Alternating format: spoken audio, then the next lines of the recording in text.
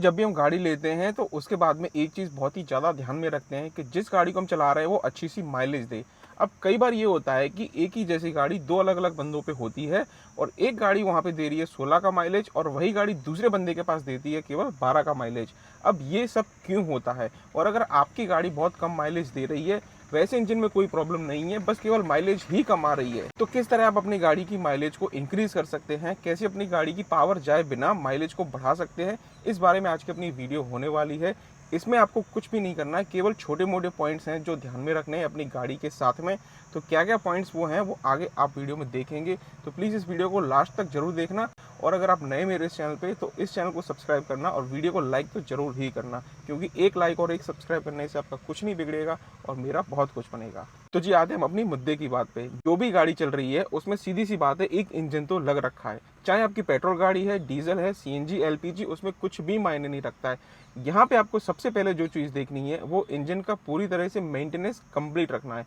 अब इंजन के मेंटेनेंस में सबसे पहले मैं आपको बताऊं तो आपको आपकी गाड़ी में एयर फिल्टर हर 5 या 10,000 किलोमीटर पे चेंज कर देना है। अगर आप कोई ऐसी जगह पे रह रहे हैं कि जहाँ पे ज़्यादा धूल धक्कड़ उड़ती रहती है, तो आप 3-4 हज़ार किलोमीटर पे भी अपना एयर फिल्टर को साफ़ कर दें या फिर उसको चेंज कर दें, तो बहुत ही ज़्यादा आपकी गाड़ी पे मेहरबानी होगी। क्योंकि जो भी एयर फिल्टर की वजह से हमारी गाड़ी के कंबर्शन चैम्बर में एयर आ रही है, वो जितनी साफ़ और शुद्ध होगी उतना कंबर्शन अच्छा होगा, और जितना कंबर्शन अच्छा होगा उतनी आपकी गाड़ी में पावर और माइलेज अच्छी होने वाली है। तो जी सेकंड नंबर पे आता है आपकी गाड़ी में लग रखे स्पार्क प्लग्स। अगर आपकी गाड़ी पेट्रोल या सीएनजी की है, एलपीजी की है, तो स्पार्क प्लग आपको पता ही होगा, जो कि डीजल गाड़ियों में स्पार्क प्लग का कोई काम नहीं होता है, पर पेट्रोल गाड़ी में तो सीधी सी बात है स्पार्क प्लग के बिना गाड़ी नहीं चल सकती। अब बहुत सी जगह आपको मैनुअल्स में ये देखने को मिल जाता है कि वहाँ पे आपको कहते हैं कि 50-60 हज़ार किलोमीटर गाड़ी चलने के बाद में स्पार्क प्लग को चेंज कीजिए। पर यहाँ पे मैं आपको एक चीज़ और बताऊं कि 50-60 हज़ार किलोमीटर तक अगर आप अपनी गाड़ी में स्पार्क प्लग चलाते रहते हैं,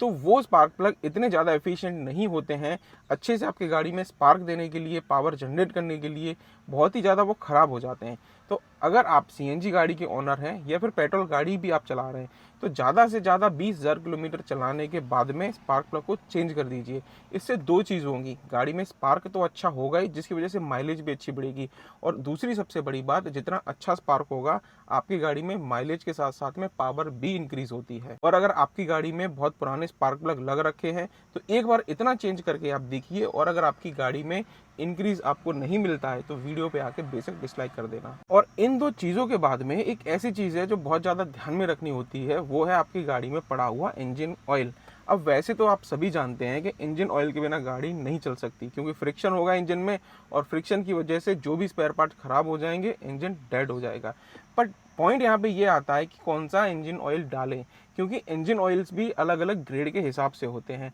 अब कौन सी गाड़ी में कौन सा इंजन ऑयल गिरेगा वो उस गाड़ी के ऑनर्स मैनुअल में अच्छी तरह से लिख रखा होता है। अगर यहाँ पे अगर आप वो जो भी ग्रेड है उसको भी मिसमैच करते हैं तो आपकी गाड़ी माइलेज खराब कर सकती है, क्योंकि सीधी सी बात है, हर इंजन अलग अलग तरह से डिज़ाइन होते हैं, उसके स्पेयर पार्ट अलग तरह से डिज़ाइन होते हैं, और उसी हिसाब से उसमें इंजन ऑयल भी बताया जाता है। तो कभी भी आप अपनी गाड़ी में इंजन ऑयल को चेंज कर रहे हैं तो एक बारी ऑनर्स मैनुअल पे देखने का कष्ट जरूर करें। इस चीज़ से आपको कंफर्म हो जाएगा कि कौन सा इंजन ऑयल आपकी गाड़ी में गिर रहा है, और वही चीज़ अपनी गाड़ी में डलवाइए। जी इसके बाद में एक और बहुत अच्छा सा टॉपिक आता है। हम अपनी गाड़ी तो चलाते रहते हैं, उसमें फ्यूल अप भी करवाते रहते हैं, पर कभी कभी हम एक ऐसी चीज़ पे ध्यान नहीं देते जो बहुत ही नॉर्मल है, वो है आपकी गाड़ी में लग रखे टायर्स का टायर प्रेशर। अब बहुत बार ये होता है कि हमने बस अपनी गाड़ी के चारों तरफ घूम के ऐसे विजिबली चेक करके देख लिया कि सारे टायर्स ओके हैं, उनमें प्रेशर डाउन नहीं है। जनरली इस चीज़ से आप ये तो चेक कर सकते हैं कि आपकी गाड़ी में पंचर है या नहीं,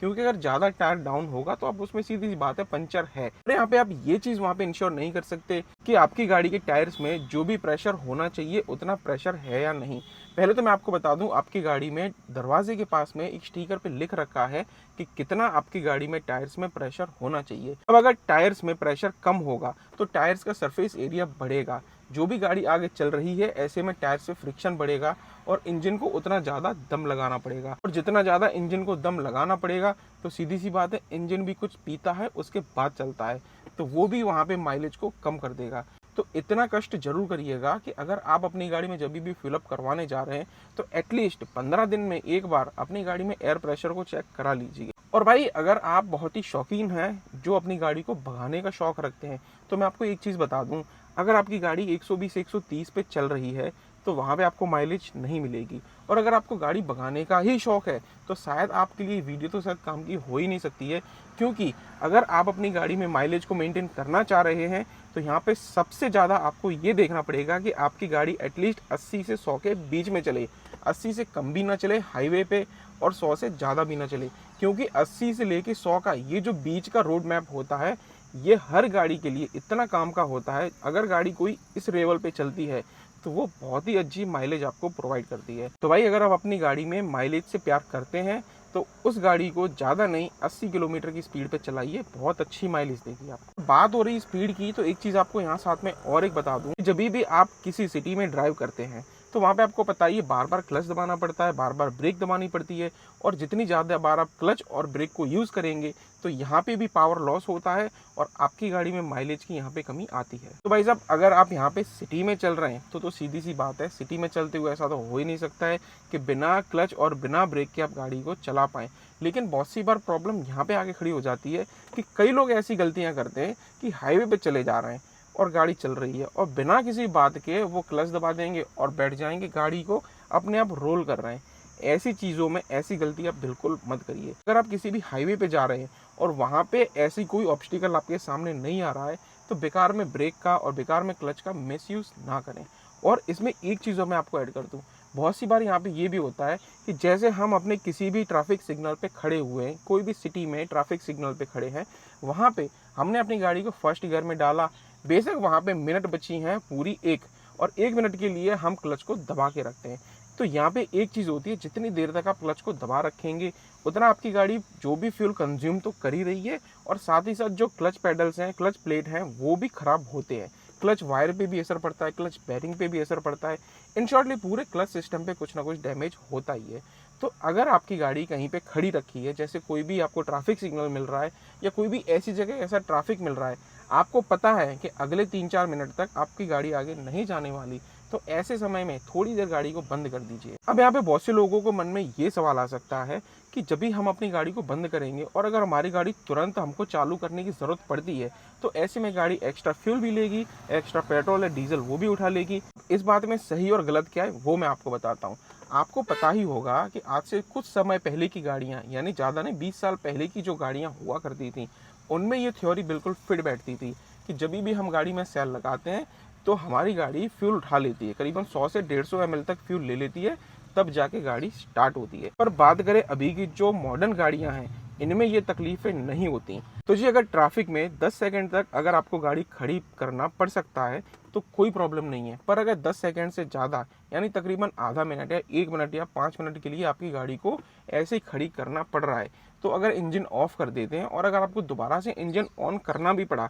तो उतना ही फ्यूल जाएगा कि जो वो 10 सेकंड में गाड़ी आपकी कंज्यूम करने वाली थी। यानी इस चीज़ को, इस मिथ को अपने दिमाग से निकाल दीजिए कि अगर हम गाड़ी को स्टार्ट करेंगे तो 100-150 ml वो पेट्रोल या डीजल उठा लेगी। ये पहले किसी गाड़ियों में होता था, खास करके जो कार्बोरेटर वाली गाड़ियाँ हुआ करती थी उनमें। पर अभी की जो गाड़ियाँ हैं MPFI इंजन के साथ में आती हैं, इनमें ये प्रॉब्लम्स तो बिल्कुल नहीं है। इसके बाद में एक और मेजर पॉइंट आता है, वो है आपकी गाड़ी का अलाइनमेंट और टायर की बैलेंसिंग। देखिए अलाइनमेंट और टायर की बैलेंसिंग का 2 मेन फैक्टर होता है। जब भी अगर आपकी गाड़ी में अलाइनमेंट खराब होता है तो जो आपकी गाड़ी में टायर्स रख रखे हैं वो टेढ़े हो जाते हैं। अब ऐसे टाइम पे वो टायर भी जल्दी घिसते हैं और जब भी टायर टेढ़े हो जाते हैं या फिर उनका कैम्बर इन और आउट कोई भी पोजीशन में हो सकता है, तो ऐसे टाइम पे आपकी गाड़ी पे लोड ज़्यादा पड़ेगा और जितना ज़्यादा लोड पड़ेगा, मैंने आपको पहले ही बताया था,